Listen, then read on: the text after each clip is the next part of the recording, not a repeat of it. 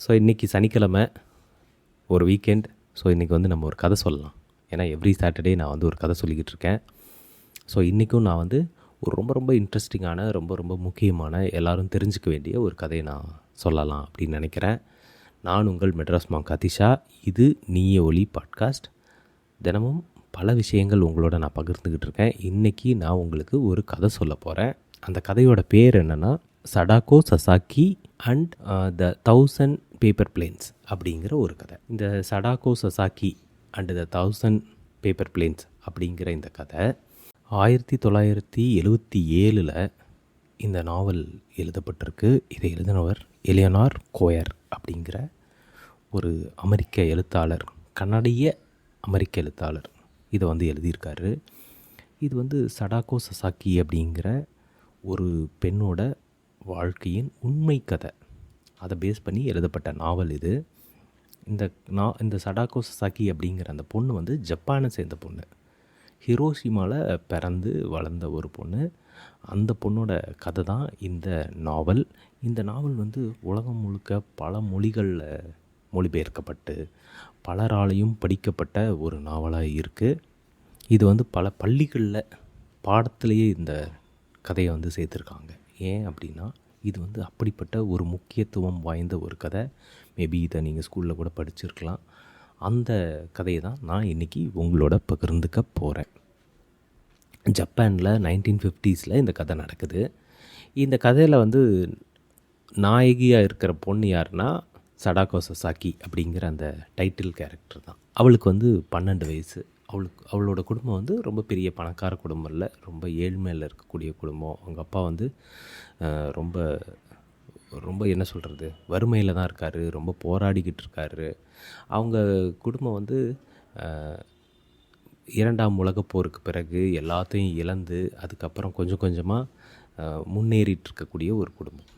அந்த குடும்பத்தில் பிறந்த ஒரு பொண்ணு தான் அந்த சடாக்கோ சசாக்கி அப்படிங்கிற ஒரு பொண்ணு. அவளை வந்து எப்போவுமே துருன்னு இருக்கிற ஒரு பொண்ணு. பயங்கர துருன்னு இருப்பாள். எப்போ பார்த்தாலும் ஓடிக்கிட்டே இருக்கிற ஒரு பொண்ணு. அவள் கால் வந்து சும்மாவே இருக்காது, எப்போ பாரு ஓடிக்கிட்டே இருக்கிற ஒரு பொண்ணு அப்படின்னு எல்லாருமே பார்த்து வியப்பாங்க. அவளுக்கு லட்சியமே ஓடிக்கிட்டே இருக்கிறது தான். என்னென்னா அவள் வந்து ஒரு பெரிய அத்லெட் ஆகணும், ஃபாஸ்டஸ்ட்டு ரன்னர் ஆகணும், ஒலிம்பிக்கில் போய் பதக்கம் வாங்கணும் அப்படிங்கிற மாதிரியான ஒரு லட்சியத்தோடு இருக்கக்கூடிய ஒரு பொண்ணு அந்த சடாக்கோ சசாக்கி.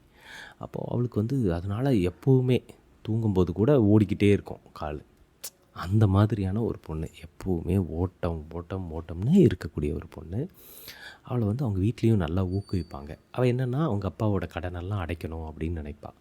எப்போவுமே அவங்க அப்பாவுக்கு வந்து நல்ல காசு கிடைக்கணும், கடனெல்லாம் அடைக்கணும், அதுக்கு நம்ம வந்து பெரிய சாம்பியன் ஆகி நிறையா சம்பாரித்து அவங்க அப்பாவை காப்பாற்றணும், வீடை வந்து மாற்றணும், நம்ம நல்ல வீட்டுக்கு போகணும், நம்ம நல்லா இருக்கணும், நமக்கு வந்து எல்லாமே சேஞ்ச் ஆகணும் அப்படின்னு நிறைய விஷயங்கள் கனவு காண்றா. அப்படிப்பட்ட அந்த சடாக்கோ சசாக்கியோட வாழ்க்கை வந்து ரொம்ப வேகமாக ஓடிக்கிட்டு இருக்கும்போது ஒரு நாள் அவள் டெய்லியும் பயிற்சி பண்ணுவாள்.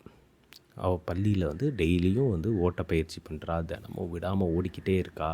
அவள் ஓட்டம் வந்து நிற்கவே இல்லை. அப்படிப்பட்ட அந்த பொண்ணு வந்து ஓடி ஒரு நாள் என்ன ஆகுதுன்னா மயக்கம் போட்டு விழுந்துடுறா. யாருக்குமே உண்மை புரியல. அவளை தூக்கிட்டு ஹாஸ்பிட்டலுக்கு ஓடுறாங்க. அவங்க ஃபேமிலியெல்லாம் வந்துடுறாங்க. அவங்க அப்பா வந்து என்ன ஏதுன்னு விசாரிக்கிறாரு. அந்த பொண்ணு மயக்கமாகி கீழே விழுந்தது.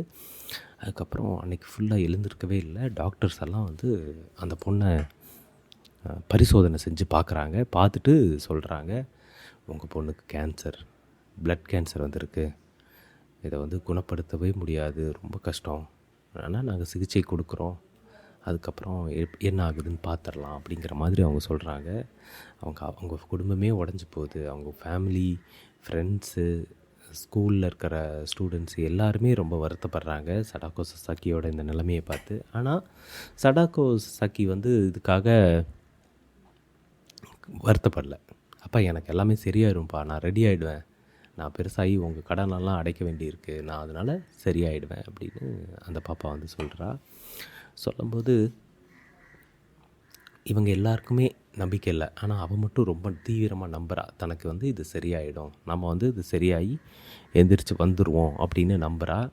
அப்போது அவளுக்கு வந்து அவளுடைய தோழி ஒருத்தி, அவள் பேர் வந்து சிசுகோ அப்படின்னு, அவளோட ஃப்ரெண்டு ஒருத்தி இருக்கா, அவள் பேர் சிசுகோ. சிசுகோ வந்து அவளுக்கு இந்த பேப்பர் கிரெயின்ஸ் வந்து கொண்டு வந்து கொடுக்குறா. பேப்பர் கிரெயின்ஸ்னால் காகிதத்தில் கொக்குகள் செய்கிறது.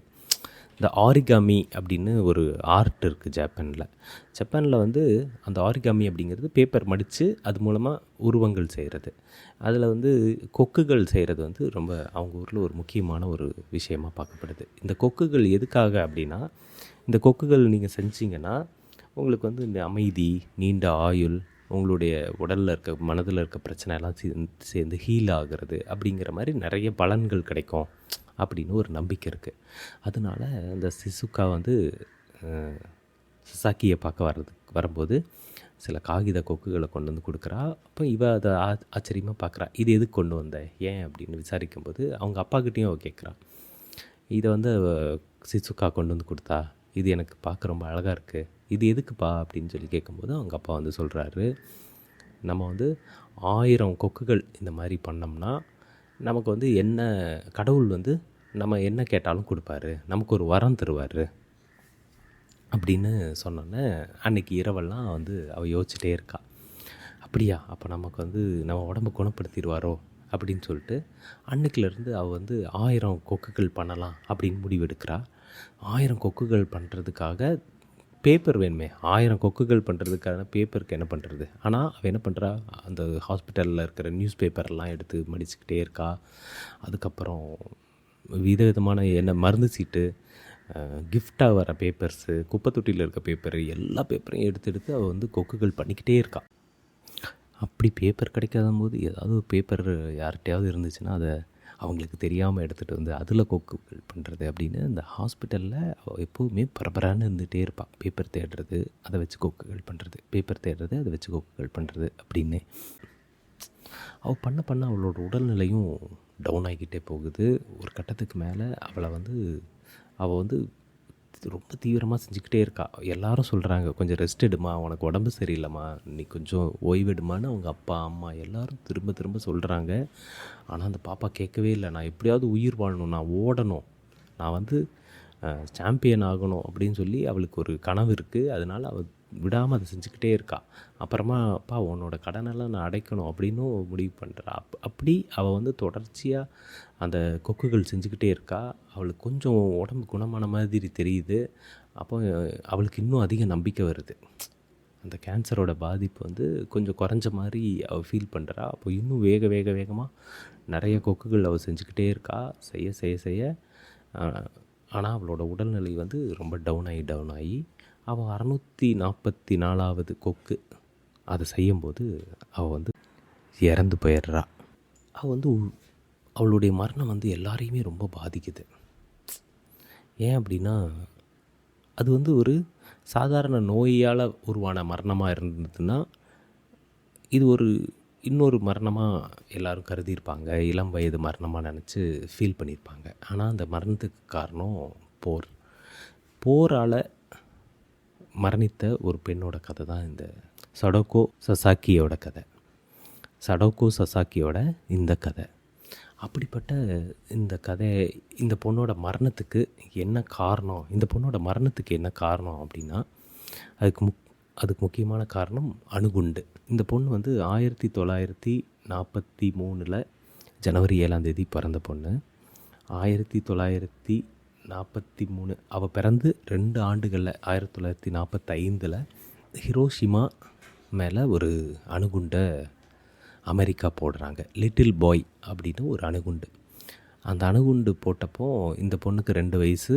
இவள் வந்து அந்த அணுகுண்டு தாக்குதலில் உயிர் பிழைச்ச எத்தனையோ பேரில் ஒருத்தர். அந்த அணுகுண்டு தாக்குதலால் ஏற்பட்ட அணுக்கதிர் வீச்சு இருக்குல்ல, அதோட பாதிப்பு தான் சடோகோ சசாக்கிக்கு உண்டான கேன்சருக்கு காரணம். அணுகுண்டுகளால் அவள் வந்து பாதிக்கப்பட்டா, அந்த அணுக்கதிர் வீச்சால். அப்போ அவள் இறந்ததுக்கு பிறகு அவளுடைய அந்த மரணம் அப்படிங்கிறது வந்து ஒட்டுமொத்த ஜப்பானையுமே பாதிச்சிருது.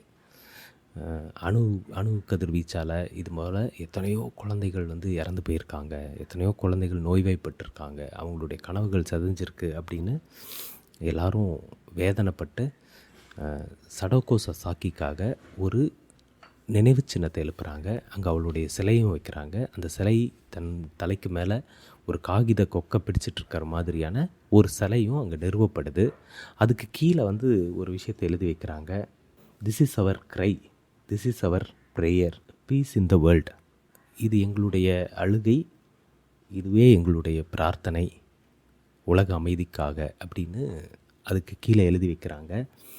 அந்த போருக்கு எதிரான அணு குண்டுகளுக்கு எதிரான ஒரு இயக்கமாக சசாக்கியோட மரணம் மாறுது. இன்றைக்கும் அவ இறந்ததுக்கு பிறகு அவளுடைய தோழர்கள், ஃப்ரெண்ட்ஸ் வந்து 39 பேர் சேர்ந்து அந்த மீதி கொக்குகளை வந்து உருவாக்கி அவங்க வந்து அவளுக்கு காணிக்கையாக கொடுக்க ஆரம்பித்தாங்க. அதுக்கு பிறகு இன்றைக்கு வரைக்கும் அந்த மானுமெண்ட், அந்த சிலை இருக்கு இல்லையா, அந்த இடத்துல வந்து பலரும் வந்து காகித கொக்குகளை சசாக்கிக்கு அர்ப்பணித்து அமைதிக்காக பிரார்த்தனை செஞ்சுக்கிற ஒரு இடமா அந்த இடம் மாறியிருக்கு. ஸோ இந்த கதை இன்றைக்கும் உலகம் முழுக்க இந்த காகித கொக்கு அப்படிங்கிற அந்த உருவம் இருக்கு இல்லையா, அது வந்து இந்த உலக அமைதிக்கான அணுகுண்டுக்கு எதிரான ஒரு சிம்பலாக இன்றைக்கி வந்து இருக்குது.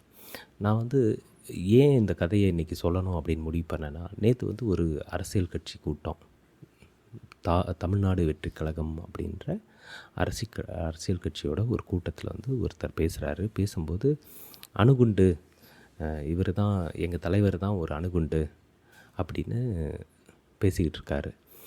அணுகுண்டை வந்து ரொமான்டிசைஸ் பண்ணி பேசுகிறாரு.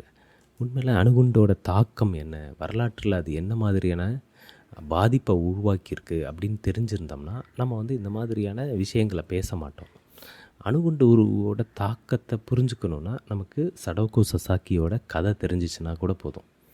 அந்த காகித கொக்குகள் பற்றி நமக்கு தெரிஞ்சுதான் போதும். அது எத்தனை குழந்தைங்களோட, எத்தனையோ ஆயிரம், எத்தனையோ லட்சம் குழந்தைங்களோட கனவுகளை வந்து சதிச்சிருக்கு. அது வந்து எத்தனையோ பேரோட வாழ்வை வந்து அழிச்சிருக்கு. அப்படிப்பட்ட ஒரு ஆயுதத்தை வந்து ரொமான்டிசைஸ் பண்ணுறது இருக்குல்ல, அது வந்து மிக மிக தவறானது. அதை வந்து அந்த தலைவர்கள் பண்ணியிருக்கக்கூடாது. அதை வந்து அவங்க என்கரேஜும் பண்ணக்கூடாது. ஏன்னா எனிடே இது வந்து அமைதிக்கு குந்தகம் விளைவிக்கக்கூடிய ஒரு ஆயுதம்தான். அதை புரிஞ்சுக்கணும். குறிப்பாக அரசியல் தலைவர்கள் அதை வந்து அவசியம் தெரிஞ்சுக்கணும் அப்படிங்கிறது தான் என்னுடைய நோக்கமாக இருந்தது. குறிப்பாக இந்த அணு ஆயுதம் அப்படிங்கிறது மிகப்பெரிய அழிவை நமக்கு கொண்டு வரக்கூடியது. அது அழிவுக்கான ஒரு அடையாளமாக இருக்கக்கூடியது. அதாவது புல் பூண்டு கூட முளைக்காத சாம்பலாக மொத்த உலகத்தையும் மாற்றக்கூடிய ஒரு ஆயுதம் தான் அணுகுண்டு. அதை வந்து ஒரு தலைவருக்கு உதாரணமாக முன்னிறுத்தி சொல்கிறது அப்படிங்கிறதே வந்து ரொம்ப முட்டாள்தனமானது. அதையெல்லாம் தவிர்க்கணும் அப்படிங்கிறதும் என்னுடைய நோக்கமாக இருந்தது. அண்ட் இது ஒரு ரொம்ப ஹார்ட் டச்சிங்கான ஒரு ஸ்டோரியாகவும் இருக்குது. என்னென்னா, ஒரு கனவு செதஞ்சு போகிறத விட வேறு என்ன இருக்க முடியும் சொல்லுங்கள். ஆனால் என்னென்னா, சடாகோ சசாக்கி வந்து அவள் வந்து சொல்லுவாள், அந்த அந்த புக்கில் வந்து ஒரு வரி வரும், எனக்கு ரொம்ப பிடிச்ச வரி அது. உன் இறகுகளில் நான் அமைதியை எழுதுகிறேன், நீ உலகெங்கும் பறந்து செல் அப்படின்னு. எனக்கு வந்து அது எப்போவுமே மனசில் நிறைஞ்சிருக்கும். இந்த கதை தான் நான் இன்றைக்கி சொல்லணும்னு நினச்சது. ஸோ இந்த கதை உங்களுக்கு வந்து பிடிச்சிருந்ததுன்னா இந்த நூலை வாங்கி படியுங்க. ரொம்ப சிம்பிளான சின்ன குட்டி புக்கு தான். ரொம்ப இன்ட்ரெஸ்டிங்காக இருக்கும். அதே சமயம் ரொம்ப தாட் ப்ரொவோக்கிங்காக இருக்கும். உங்கள் குழந்தைங்களுக்கு இந்த கதையை சொல்லுங்கள். அவங்களுக்கும் இந்த போரோட தீவிரம், அணு ஆயுதங்களோட தீவிரத்தை உணர்த்த இது உதவும்.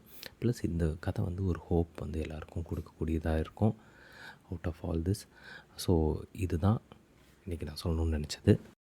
ஸோ நாளைக்கு வேறு ஒரு நல்ல டாப்பிக்கோட உங்கள் எல்லாரையும் சந்திக்கிறேன். அதுவரை உங்களிடமிருந்து விடைபெறுவது உங்கள் மெட்ராஸ் மாகாதிஷா. இது நீய ஒளி பாட்காஸ்ட்.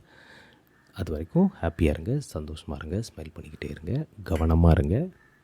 நன்றி, வணக்கம், டாட்டா, பை பை.